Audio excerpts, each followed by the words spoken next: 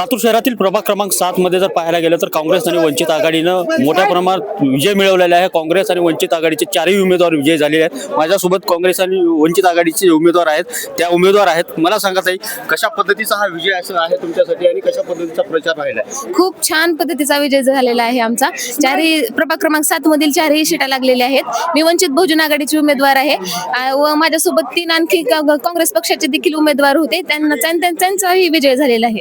श्रद्धेय प्रकाश जे आंबेडकर साहेबांचे या ठिकाणी मी आभार मानते व अमित भैया देशमुख साहेबांचा सुद्धा आभार मानते की त्यांनी मला संधी दिली व त्या संधीचं सोनं झालेलं आहे। सुजात दादा असतील किंवा अमित देशमुख असतील यांच्या मोठ्या प्रमाणात सभा झाल्या, त्यासोबतच कॉर्नर बैठका झाल्या, अभय साळुंखे आले होते। कशा पद्धतीचा फायदा मिळाला या सभांचा? लोकांनी कसं त्यांना पसंत केलं? खूप छान प्रतिसाद भेटला त्या सभेचा आणि जनतेवर खूप मोठा प्रभाव झालेला होता त्या साहेब आल्यामुळे। पहिलीच निवडणूक, पहिलाच विजय, काय सांगा? निश्चितच जनतेने या ठिकाणी वंचित बहुजन आघाडी आणि काँग्रेसला स्वीकारलेलं आहे। भाजपनं ज्या या लातूर शहरामध्ये भ्रष्टाचार आणि इथं उन्माद केला होता, त्याला या जनतेनं त्यांची जागा दाखवून दिलेली आहे। निश्चित स्वरूपात अशा पद्धतीच्या प्रतिक्रिया जी आहे ते वंचित बहुजन आघाडीच्या वतीने येत आहेत। नितीन बनसोडे, एकमत डिजिटल, लातूर।